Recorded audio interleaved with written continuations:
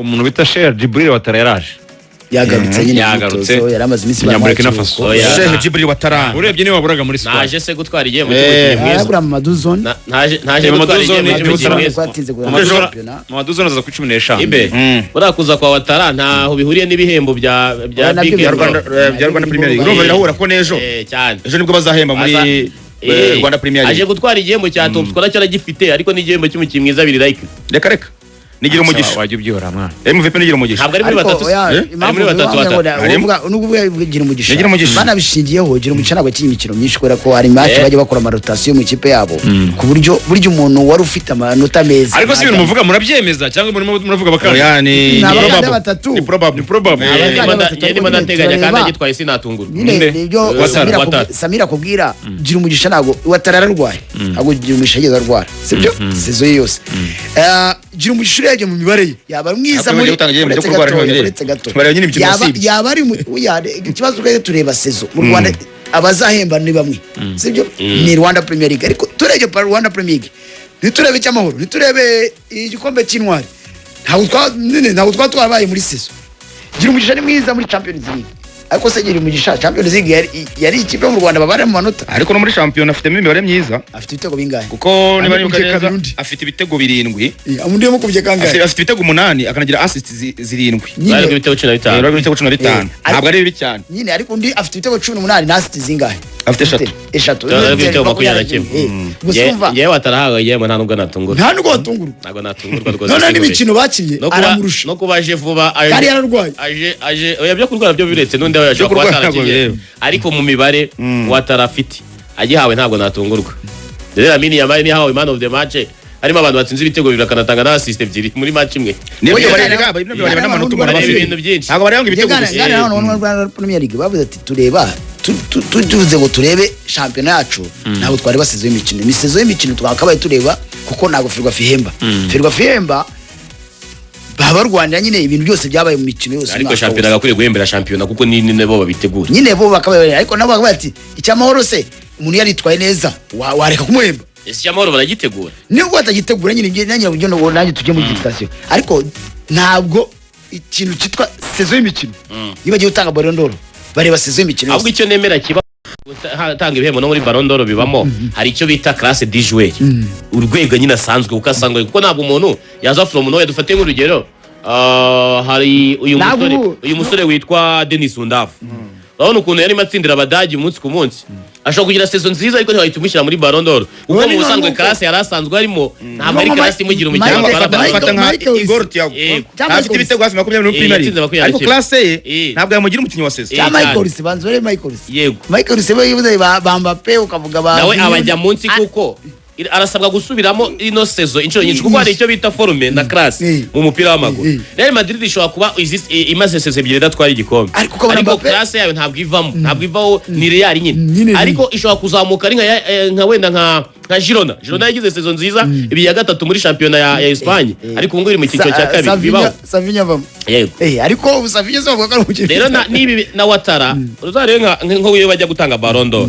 hari n'igihe bavuga ngo tureba kuva mu kwa mbere kugeza mu kwezi kwa 12 ariko iyo babitanze nko mu kwezi kwa kabiri muri ayo mezi abiri wari umaze iminsi urishanyaraza igikombe cy'isi nyine baguraga kimwe kirakarasa uwa Ballon d'Or cyane niyo mpamvu nabwiye ngo abafaransa bagitwaye Mbappe afite ibitego mu gikombe cy'isi ngo ushobora usanga wenda nuza murusha imibare iyo yavugaga gira umugisha ariko iyo bagiye muri Biramis ya sezo yose bavugaga sanga Ouattara nabyo by'influence amatora umukinnyi asanzwe urwego asanzwe ariwo uko yakiye mu yandi marushanwa atandukanye kuko atora abanereka ngo bashobora kutibuka ya match za champion bazabibagabanya umwe azaba top scorer ndawe katazarebe ariko gini twabikomozaho nyine tubaje muri Ouattara imyitozo ubwo APR uyu munsi urakina n'Intare match amikare yabafungura bafite no na match amikare niwe wahagurukiyeho Jamusi cyo kuba bazakina nabo match amikare kuko itazaba muri Sekafa bafite indi kipe izava muri Sekafa izaza muri Sekafa mbere yaho nka match 3 mbere ya Sekafa bashobora kuzitera zituma bitegura umutoza yaraje yamaze kongera amasezerano ibyo asabwa ari ku gitutu cyane Maduzo yabaye kimuhaye kiruko kugira ngo abanze nyumva nawe urumva yagiva muri competition ya Congo champion ikirangira yakoma kurukaho nk'ibyumweru nka 2 cyangwa 3 naho bavuza ku 15 abandi ba Amani barahari aka kanya ni facing n'abara bana batoya bazamuye yo kubaha ba Fidari bo kubaha match noneho yo kubereka ko bije mu ikipe mwenda uremereye Samiri mwenda uremereye burya ako bla jezi biremereye mwenda w'ikipe pressure yayo burya ni oya pressure ubwo yo ku ruhande naho jezi yo ziba zizi oya jezi ni sanzwe ariko ni terime ya kinyamupira ariko jezi ni sanzwe burya nseka nge ndi umuntu ureba ibintu uburyo nteye kusiza uko nteye ntabwo ushobora gufata nimero 11 ya Karekezo Olivier ngo uyu mukinyi ngaje kwipfusha ariko ubu nimero ziracyafite kera nimero ziracyafite imbaraga ntabwo ari cyane kuba Pepe ayifata muri Manchester kuba Pepe ayifata muri karindwi muri Manchester nimero zose zitagaciro nabonye no mu gikombe cy'isi cyo kintu bari kukiganiraho ubundi wasangaga kera nimero 10 ya equipe mu gikombe cy'isi itwawe n'umustar ariko urabona ko De Bruyne yambaye karindwi nimero ifitwe na Torosari kareba nko muri equipe ya Espagne Daniel muri 10 Lamine Yamal yasubiye kuri 19 none nka nimero rimwe yo bana mwizamu ntabwo bagiye nyezamu ba mbere uziko Apple yazanye nimero yambaye 31 urumva ngo nimero ngo zikigize ntabwo ziyitinze nka mbere usanga umukino agera mu ikipe akarwanira nimero ngo niba atari karindwi Gatete aragendaga akagaruka akaguha ati nimero yanjye 10 ukanje ukayimwambika yavuye muri Apple Karekezi agenda akajya Burayi agakira imyaka 10 na agaruka cenga ukora atarwanira nimero nagaze nanjye mbona nimero y'ikintu gikomeye cyane ntabwo kinagishaga nimero katuzana kuvuga atambaye 8 ntabwo avuga reka tusoreze muri Ferwafa tangazaje je afite ikibazo gikomeye cyane wagikakaye aze mutangaza kibaje ngiye muze ejo habaye ikiganiro itangazamakuru na Ferwafa byari ibyo bese media briefing ku ngingo zose Samuel ejo yarandibonye Ferwafa media briefing president urya cyisubijemo ntabwo ari mu isura nziza buriya umuntu iyo mubaje ikibazo kikagukorogoshora buri iyo isubiza nibwo ubibona ikibazo cyari iki narambaje si komite yake imaze gucikamo kabiri hari impande ebyiri hano harimo nabona metre ko kandi ufite amakuru n'ubu ndacyayemeza ntabwo nibyo yansubije ntabwo byemeranye nawe uramubonye bwo yansubije ntabwo yansubije nk'umuntu utabihakana cyangwa ubyemeza president yagusubije yuko kuba mu byo nibuka abantu batemeranye kuba hari ingingo ngewe nawe mutangaza yaje twaba tutemeranye bitatuma dushwana ngo ducike mu bice urumva ntabwo yambwiye ati nagushubiye nicyo nakuye ntabwo yawuhakanye Hata Samir yawukanye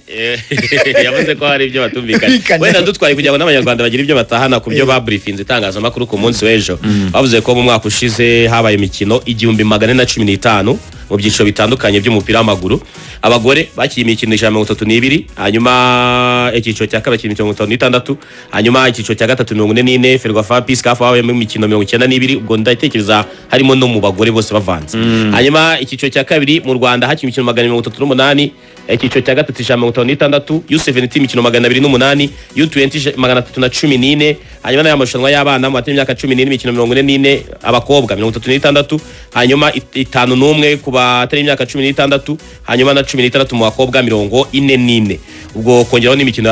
ya Rwanda Premier League yari 30 yari imikino ingahe hari ubwo ni 34 Yavuga Rwanda Premier League nijoro kuri buri kipe uravuga yose hamwe cyane ni 340 niba neza hanyuma bavuga ko mu marushanwa y'abatoya umwaka ushize bazamuye abana bari munsi y'imyaka 20,300 bakinnye ku munsi bakiye mu mwaka ushize bavuga ko bahuguye abatoza 24 kuri lisansi A ya CAF 25 kuri CAF B 72 kuri CAF D 24 abatoza batoza abana 24 b'abanyezamu na 25 bahuguye mu bijyanye na scouting cyangwa se kuvumbura impano bazamura abasifuzi 65 bari munsi y'imyaka basifura U17 na U20 hanyuma bazamuramo n'abasifuzi batoya 150 barongera batubwira ko banahuguye abantu 150 b'abasteward biganjemo abahoze mu ngabo n'igipolisi bazajya bafasha ku bijyanye n'umutekano kuri stade hanyuma banavuga ko social media zabo nazo zagiye zikora inkuru zitandukanye inkuru 90 zijyanye n'amarticle bagiye bandika ku mupira w'amaguru post 425 kuri social media Instagram ndetse na za TikTok n'ahandi hatandukanye na za Twitter ibyo wenda ntabwo ari ngombwa cyane hanyuma ibijyanye n'ibikorwa bitandukanye batashye ibibuga 4 birimo ikibuga cya Gicumbi ikibuga cya Rusizi ngo kiratahwa mu bitarenze 15 z'uku kwezi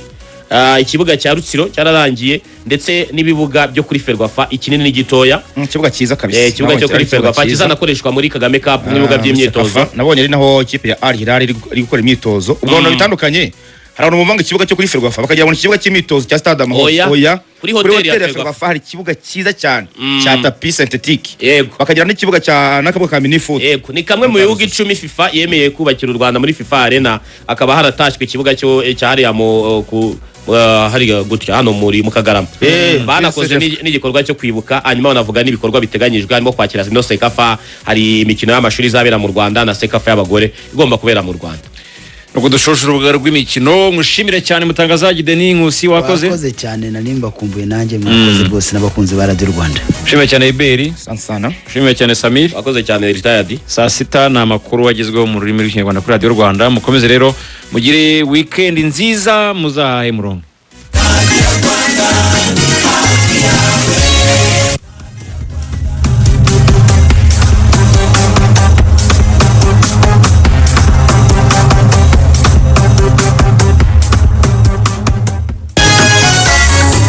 ibiganiro bitujijura amakuru y'isi yose tukayamenya